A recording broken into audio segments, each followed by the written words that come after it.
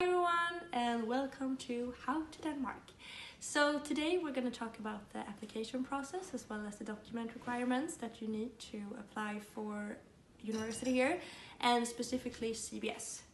So Denmark is a beautiful city and it has lovely surroundings, a little bit cold though. So what is Denmark actually famous for? It's very famous for its architecture, for its fashion and design, business degrees, supply chain, and innovation. So start searching and find your favorite degree. Here is a checklist that you can follow.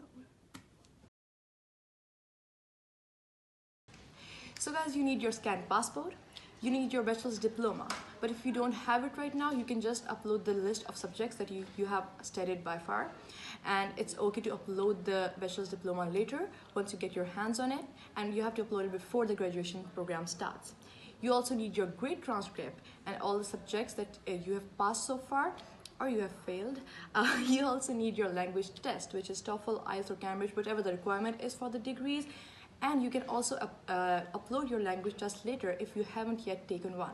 So you don't need to be worried about that at all. You also need a motivation letter, which is the most important part of this whole application process. What should one write in a motivation letter, and what do universities look for in a candidate to get selected?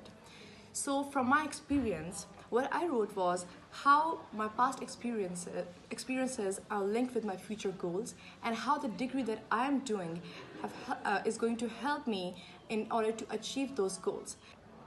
Now, another question that gets asked a lot is that, are there any scholarships to study in Denmark? Well, for European students, the education is generally free in Denmark. But for international students, the tuition fee is a little higher. So people are usually looking for scholarships. But if you're an international student within the area of Europe, you can get an SU support. And you can get that if you work for 10 to 15 hours per week. But for an international student like me who is outside Europe, you have to look out for scholarships individually on each university's website so that you can apply for it. Another important thing is the recommendation letters.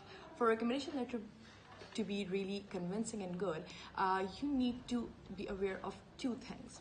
One is that the person who is writing a recommendation letter, the person can actually validate and give examples of how you were willing to learn new things and how you demonstrated leadership skills maybe, and that person doesn't have to be necessarily from the same background in which you are studying. For example, if I applied for a degree in entrepreneurship, but my recommendation letter was from my employer where I worked in a democracy department, so they weren't necessarily the same.